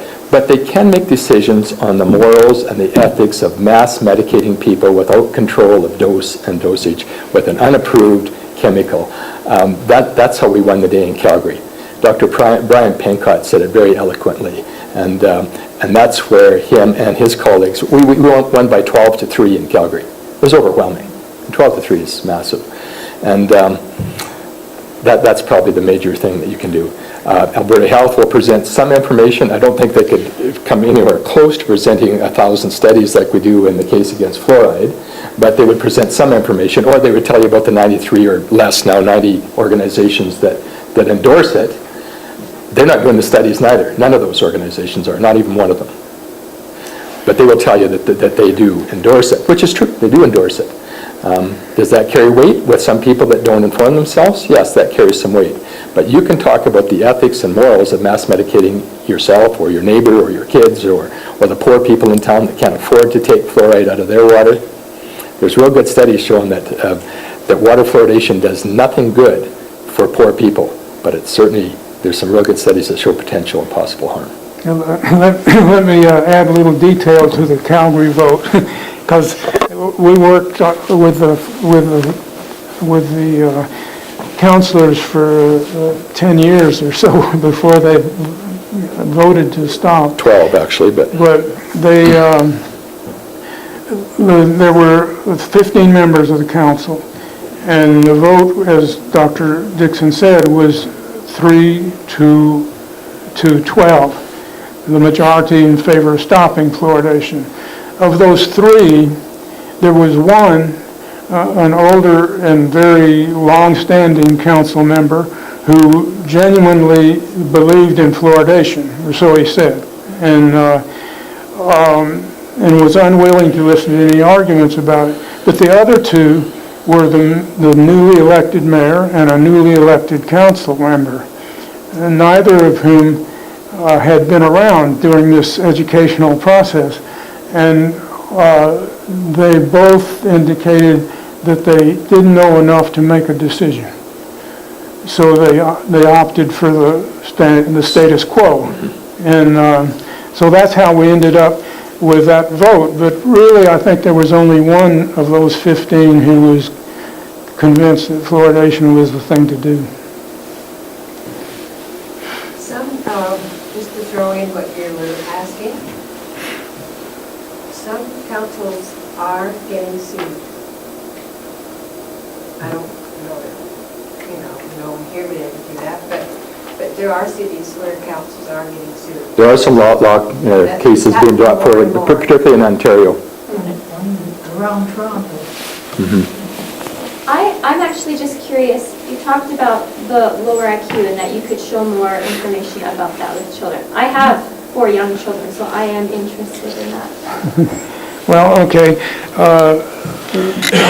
This might be a good time, too, to talk about Alberta Health and how Alberta Health misrepresents some of the information that's out there. Dr. Beck and I presented in front of Red Deer City Council and a room full of concerned citizens as well a couple of years ago.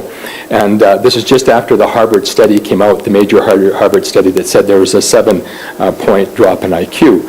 And that comes from a meta-analysis, which is an analysis of all the studies. And there was a 0.5 difference in standard deviation, which equates to exactly to 7 IQ points. And so what did I already mention his name? I probably shouldn't. But the medical officer of health that was there, he presented and said in the first half of the presentation that there was a 0.5 drop in IQ. 0.5, I mean, if there's a 0.5 drop in IQ, I mean, I could probably get that by bumping my head going out the door. You know, that's irrelevant. It's just not statistically significant. But 7 points is very significant. And Dr. Beck, I think, is going to bring up some information that shows you if we shift 7 IQ points on the global scale, huge consequences in our world. So this medical officer of health stated that there was only a 0.5 drop in IQ, and so don't even bother thinking about that meta-analysis from Harvard School of Medicine. So at halftime, I pulled the study out, took it to that particular doctor, and showed him how it was actually a 0.5 shift in standard deviation, which equates to 7 IQ points. And he went, oh, yes, you're right on that. And I said, so of course, you're going to correct your mistake in the second half of the presentation. And he said, I'll consider doing that. He never did. Now, what do you call that? Is that a lie? Is that a misrepresentation of information? Is that, I wouldn't say ignorance, this is a very bright guy. He seemed pretty ethical. He has a family, you know, he goes to church, whatever. You know, why would he say a mistruth? So, okay, let's say he made a mistake. Personally, I don't think it was, but let's say he made a mistake. And someone came along with the actual proof on paper and showed that to him, and he agrees, oh yes, I'm sorry, I made a mistake. And yet, he would not correct that information in the public realm and domain. Because 7 IQ points for your kids and the kids that were here, for anybody, is highly significant. 0.5 is not. So I'm a Mac user. This is using Windows software, and I can't get it restarted on Is Graham still here? Wanted to give that a try? Graham, could we restart this, please? Dr. Beck has another slide he'd like to show. Yeah. Thank you. By the way, the same medical officer Just hit what? Hit enter? That Dr. Dixon was talking about at the same meeting made a similar error about the problem of osteosarcoma. Osteosarcoma is an often fatal cancer of bone. It affects teenagers and young males. And he cited a paper that was supposed to refute an earlier paper that showed both the plausibility and the apparently statistically significant relation between exposure to fluoridated water during a growth spurt in young males and death from osteosarcoma by the age of 20. And he made a similar error about that. And I just wonder, are these people who were charged with watching out for our health unqualified, or why? How can they do that? Make simple mistakes like that on very basic points. And then on top of it, not admit that they've made a mistake. And the question that comes to mind, I'm sorry to say, is was it a mistake or a lie? In my opinion, when this medical officer of health told Dr. Dixon that he would consider correcting that error and then didn't, what might have been a mistake or ignorance became a lie. And I don't think people like that should be serving in Alberta Health Services. Thanks anyways, thank you for coming. Thanks for coming. Now, Dr. Beck, did you want to quickly go through the information? Just because we should probably close this down in just a handful of minutes. I think we've probably gone through most of the burning questions, or did anyone have a burning question that they think should be brought up tonight? It's been some good questions, so thank you for that. Okay, who asked for that? You, Marilyn? No, that was me, but there are some other questions that you can take first. Okay. I just don't understand why there's so much opposition to take fluoride out. Like, why does Alberta Health Services, or why do we want it in there? Why is it so hard? Dr. Beck did allude to that. I call it FFS, and that's an acronym that stands for Failure Fatigue Syndrome. So we as medical professionals are just totally tired of being wrong about a lot of things out there and taking the knocks, taking the blame, taking the abuse for that. We don't want to be wrong anymore. And this is one case, this is a huge one. We've stood up to this one for 60 or 70 years now. We stood up on the podium and said, this is good for you, trust us. This is a good thing for your kids, this is a good thing for everybody. Just on teeth standpoint. And it's safe, it's safe. Just on teeth only. Yeah. There's no other benefits. There's no other proposed or purported benefits to fluoridation other than for teeth. And as we've shown tonight, there's very, very little evidence to purport good results for teeth. But if it was the good fluoride, the calcium fluoride, the natural that's in a lot of the water, that's a different matter. But you can even have too much of that too, as the Chinese studies have shown. So too much fluoride in any way, shape, or form is not good for your bones, for your brain, for your thyroid, for anything. One more comment from the back? It just seems to me that when I've talked to doctors about this, that they put fluoride and immunizations in the same breath, and I think I think that there's a lot of defensiveness going on. Yeah, that's one way that they refute you. They put you down, they negate you, they minimize you. They say, oh, you're one of those 10 hatters, you're one of the aliens, whatever, that is just pulling conspiracy theories out of thin air. And that's just a way of marginalizing people and negating their concerns. Let me answer the question now. This might be scary, but it's not that bad. This is a representation of the 27 studies comparing a control population with a higher exposed to fluoride population.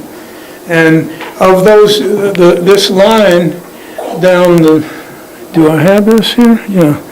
This line here is the overall average. This is, the figures down here are the fractions of a standard error. That's a statistical term which is a measure of the variability in the data. So there are 27 here. Now one of them is on to the right of the 0 line in the middle. That means that the IQ in the exposed group was higher by about 1 IQ point. Not 1 IQ point, one standard, fraction of a standard error. And all the others, 26 of them, are to the left of this line, which is a reduced IQ. The change was negative. The change from being exposed was negative. And these lines, the horizontal lines, these are the average IQ, not IQs, but it's a measure, indicator of IQ. And this is the variability in that particular measurement. But all of these show a negative effect. And this diamond shape is the average of all of these.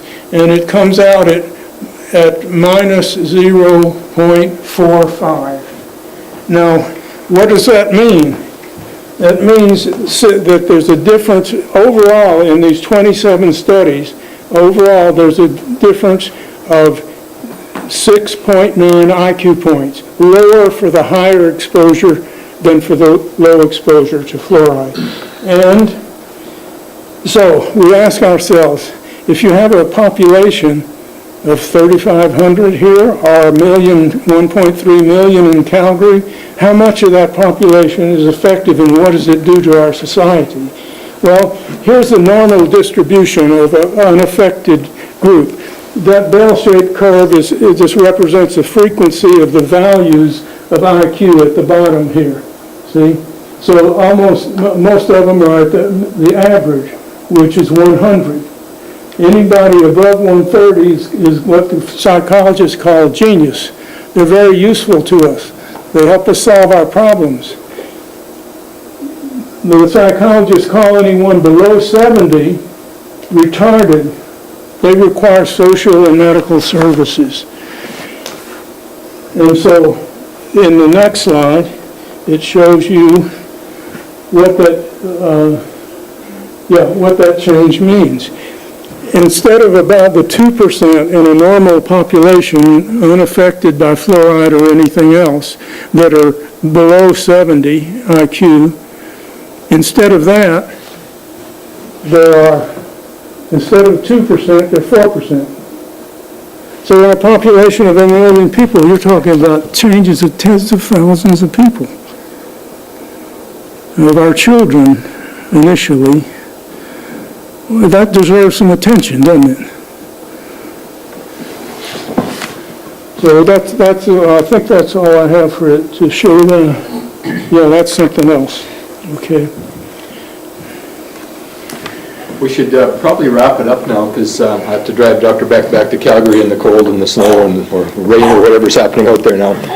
So I'd like to very much thank you, Justine, for putting this all together tonight and for your efforts, and for all you folks for coming out and for bearing with us through a lot of information. So read the books, buy books from, if you have any neighbors that are skeptical, if you're convinced but have neighbors that are asking you for information, those books are powerful tools to educate people. And spread the word in whatever way you can. Talk about the ethics and the morals of mass medicating people without any studies, without any follow-up. Get out there and do your part. Be a leader in your own way, shape, and form, however much you can do. Thank you. Thank you. Thank you.